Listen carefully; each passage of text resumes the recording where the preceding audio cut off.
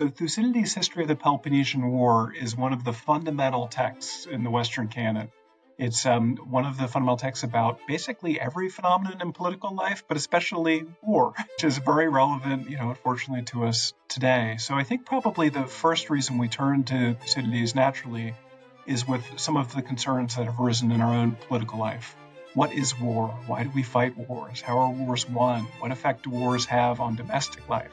All of these are questions that Thucydides reflects deeply on and gives us a text that helps us to understand, the answers to those. He touches on a number of other themes that are of interest to us too. There's a great plague, for instance, at Athens in the beginning of the war. Turns out plagues have an interesting effect on domestic politics. They raise certain kinds of concerns, certain fears for security. They create opportunities for certain kinds of leadership, and so on. So Thucydides helps us think about that too. He also helps us think about factional strife. He describes the breakdown of democracies into civil wars as a kind of permanent danger that people who love democracies and want to preserve them have to contend with. So for all of those reasons, it's highly relevant to us. He speaks to things that we care, we confront and try to understand in our own political life. But I think an even more important reason why we should read him is that he speaks to permanent problems too. He describes his work, maybe a little bit vainly, but it's turned out to be true, as a possession for all time. So he claims not only to speak to something, to themes that might happen to be of interest to us, but to the kind of permanent questions that we bring to politics. What is justice? How do we pursue it together? What is human excellence? What degree is the proper venue to express and pursue human excellence? Political life versus other forms of life.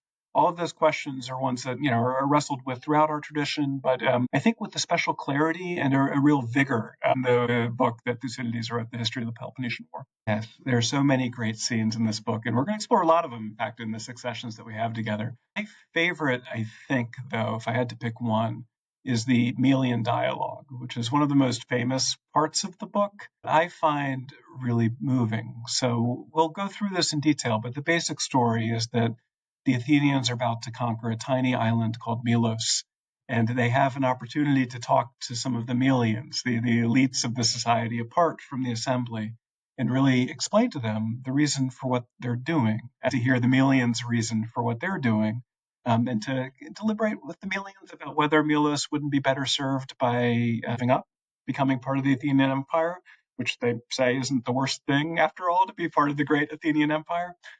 Or whether it's better for the Melians to fight, to defend their freedom, to take a risk, maybe to trust in the gods coming to their aid, because after all, they're fighting to resist a tyrant city, and the Athenians are on the wrong side of the justice question.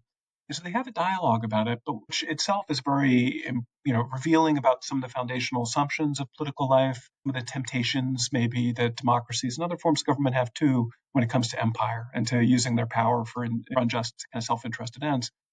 What I find most moving about this, though, is at the end of the dialogue, the Melians say, "We've been free for 500 and more years. We can't be the generation that allows ourselves to be conquered and to submit to a tyrant. And so we're going to fight. Maybe the gods will help us. Maybe the Spartans will. But, regardless of all of that, we cannot give in to you, Athens." And so they fight. And they get fairly close to winning, not to spoil anything for the students who are going to read this. Fairly close to winning, but in the end, they lose. The city is demolished. The men and children are sold into slavery. Thucydides leaves us with this beautiful question, and I find it beautiful that he leaves it as a question for us. Did they do the right thing? Would it have been better for them to live to fight another day? Or is there something noble, admirable in their willing to risk not only their individual lives, but the life of their city for freedom? So that's one of many questions I'm looking forward to discussing in this class. I find it very beautiful the way that Thucydides presents it to us in this text.